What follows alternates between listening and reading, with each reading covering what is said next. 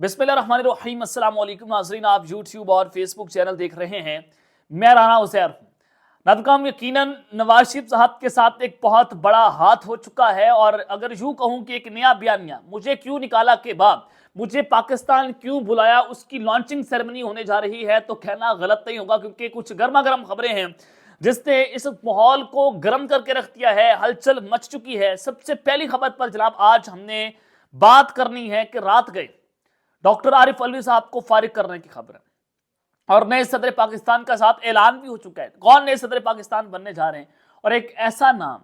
جس نے عمران خان صاحب کی حکومت کو گرانے میں اہم ترین کردار ادا کیا تھا، وہ کون سا نام ہے اور کیا ہونے جا رہا ہے، اس حوالے سے اہم ترین تفصیلات آپ کے سامنے رکھوں گا۔ نہ صرف نئے صدر کے پاکستان کا نام بلکہ نیا وزیر اعظم کون ہوگا۔ طاقتوروں نے باقاعدہ طور پر ان دونوں ناموں کے نوٹیفیکیشن جو ہیں وہ جاری کر دی ہیں، کس کو کتنی سیٹیں ملنی ہیں، کیا پلانز ہیں، آج وہ پلان جو ہے وہ لیک ہو گیا۔ اس حوالے سے بڑی امپورٹنٹ چیز، اگر آپ چاہیں گے میں آپ کے سامنے سورس بھی رکھ دوں گا کہ فلاں شخص نے یہ بات کر دی ہے، اور اس فلاں شخص کا پورا بایو ڈیٹا بھی آپ کے سامنے رکھوں گا، تاکہ آپ کو اندازہ ہو سکے کہ میں کتنی کریڈیبلٹی کے ساتھ جو ہے آپ کے ساتھ یہ خبر شیئر کر رہا ہوں۔ اور پھر کپتان نے جناب اڈیالہ جیل میں جو آج اونچی آواز سے نعرے لگا دیے، وہ نعرے کیا ہیں، اس نعروں کا کتنا امپیکٹ پڑنے جا رہا ہے، پاکستان کی سیاست کہاں پر کھڑی ہے، اور ایک شخص سے گرد سیاست گھوم رہی ہے، وہ اڈیالہ جیل کا قیدی ہے لیکن وہ قیدی ہو کر بھی آزاد ہے، تو اس حوالے سے بھی کچھ عام ترین تفصیلات ہیں۔ لیکن اگر آپ نے چینل کو سبسکرائب نہیں کیا، چینل کو سبسکرائب کر لیں، بیل آئیکن کو دبا دیں، آنے والی تمام تر اپڈیٹس آپ کی خدمت میں بر وقت پیش ہوتی رہیں۔ D G I S A سابق جنرل فیض حمید صاحب جو ہیں ان سے جواب سپریم کورٹ پاکستان سے جو ہے انہوں نے طلب کیا تھا۔ سابق جج شوکت صدیقی جو ہے ان کی برطرفی کا کیس تھا، تو اس کیس میں فیض حمید صاحب نے سپریم کورٹ آف پاکستان میں اپنا بیان جو ہے وہ جمع کروا دیا ہے، اور جو بیان جمع کروایا اس میں جنرل فیض حمید نے عدلیہ پر اثر انداز ہونے کا الزام مسترد کر دیا۔ فیض حمید نے جواب میں کہا کہ شوکت عزیز صدیقی مان چکے کہ مبینہ ملاقات میں درخواست روکی گئی تھی اور شوکت عزیز صدیقی سے کبھی رابطہ نہیں کیا۔ شوکت عزیز صدیقی سے نواز شریف کی اپیلوں پر کبھی بات نہیں ہوئی، کبھی یہ نہیں کہا کہ ہمارے 2 سال کی محنت ضائع ہو جائے گی۔ شوکت عزیز صدیقی کے تمام الزامات بے بنیاد اور من گھڑت ہیں، اور شوکت عزیز صدیقی کے الزامات جو ہے بعد میں آنے والی خیالات کے مترادف ہیں۔ شوکت عزیز صدیقی نے جوڈیشل کونسل کے سامنے کسی مبینہ ملاقات کا ذکر نہیں کیا، اور اسی طرح انوار قاسی اور عرفان رامے نے بھی شوکت عزیز صدیقی کے الزامات کو مسترد کر دیا ہے۔ یہ دونوں جو ہیں وہ آئی ایس آئی کے جو ہیں آفیسر سے اور جو ہے وہ وہاں پر کام کر رہے تھے، تو ان کی ملاقاتوں کا بھی ذکر شوکت عزیز صدیقی صاحب کی جانب سے کیا گیا تھا، اور انہوں نے کہا کہ شوکت عزیز صدیقی نے الزام لگایا تھا کہ عرفان رامے بھی فیض حمید کے ساتھ ان کے گھر گئے تھے، اور اس طرح سابق چیف جسٹس اسلام آباد ہائی کورٹ انوار قاسی پر شوکت عزیز صدیقی کی شکایت نہ سننے کا الزام تھا، اور سابق جج اسلام آباد ہائی کورٹ شوکت عزیز صدیقی کی برطرفی کیس میں فیض حمید کے جو وکیل ہیں خواجہ حارث، جو کہ کسی زمانے میں نون کے وکیل رہے ہیں، تو خواجہ حارث جو ہیں وہ جو کیس میں انہوں نے جواب جمع کروایا، اور چیف جسٹس پاکستان کی فبراہی میں 5 رکنی لارجر بینچ جو ہے اس کیس کی سماعت کرے گا۔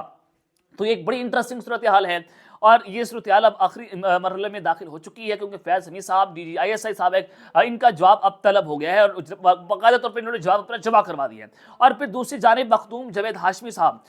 جو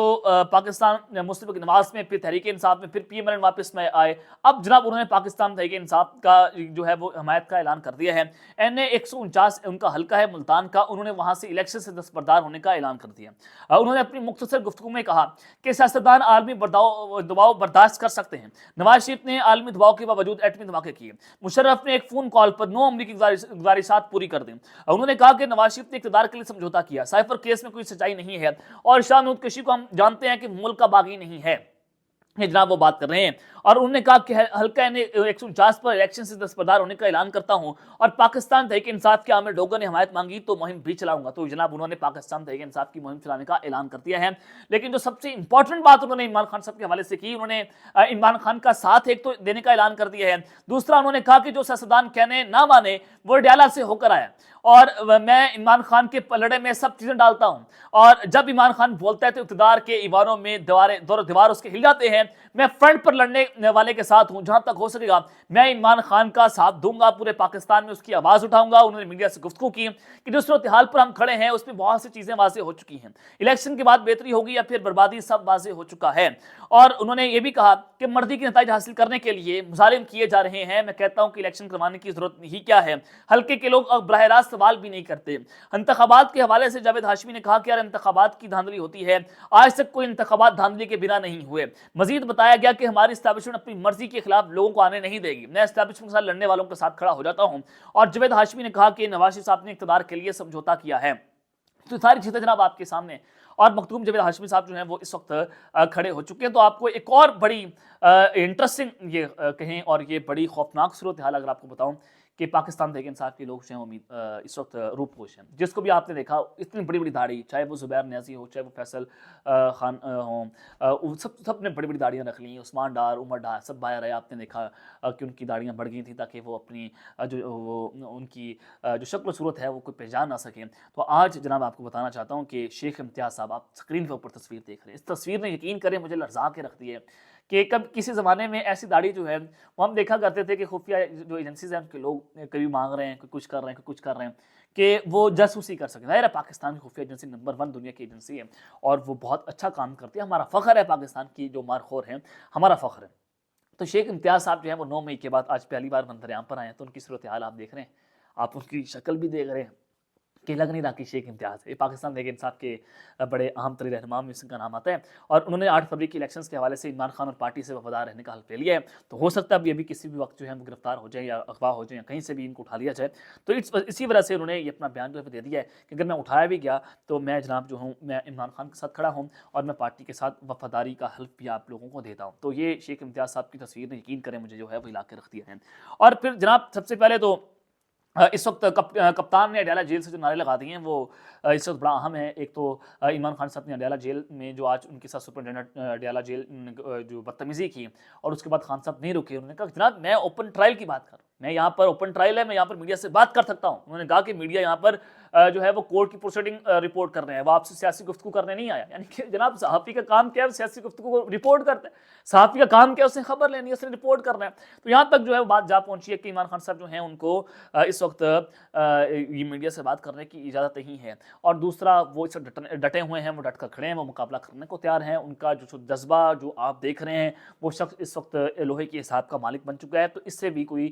جو ہے وہ روگردانی نہیں کر سکتا۔ ان کے جو وقت ترین مخالف ہیں وہ بھی اس بات کو ماننے کو تیار ہیں کہ خان صاحب جو ہیں وہ اڈیالہ جیل کے اندر ڈٹ گئے ہیں، اور ان کو جیل میں ڈالنے والے پریشان ہیں کہ جناب یہ شخص کیسا نکلا ہے۔ تو آج خان صاحب نے کیا یہ کہ وہاں پر آج سائفر کیس کی سماعت ہے، اور اس سائفر کیس کی سماعت میں خان صاحب نے کہا اور اونچی آواز سے انہوں نے نعرہ لگایا ہے کہ غلامی نامنظور، اونچی آواز سے غلامی نامنظور، جو اس طرح سے وہ نعرے لگاتے ہیں، جس طرح سے وہ بولتے ہیں،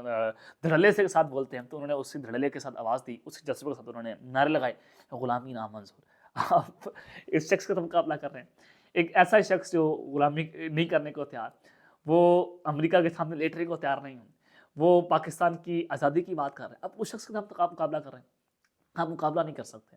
آپ اس کے سامنے کھڑا نہیں ہو سکتے۔ وہ لوہے کے حساب کا مالک ہے، وہ اس نے جئی تئی پھیر کے رکھ دی ہے، اور اسی کے حق میں بولنے کی تو ہمیں سزا ملی ہے، اسی کو تو رپورٹ کرنے کی ہمیں سزا ملی ہے، اور آج تک سزا اس کی مل رہی ہے۔ تو خیر ہم اس سزاؤں کو بھی بھگت رہے ہیں۔ پاکستان جو ہے وہ زندہ باد تھا، پاکستان زندہ باد ہے، اور پاکستان زندہ باد رہے گا۔ ہمارا موقف تھا، اس موقف کی ہمیں سزا مل گئی۔ تو خیر جناب اس سب کے بعد جو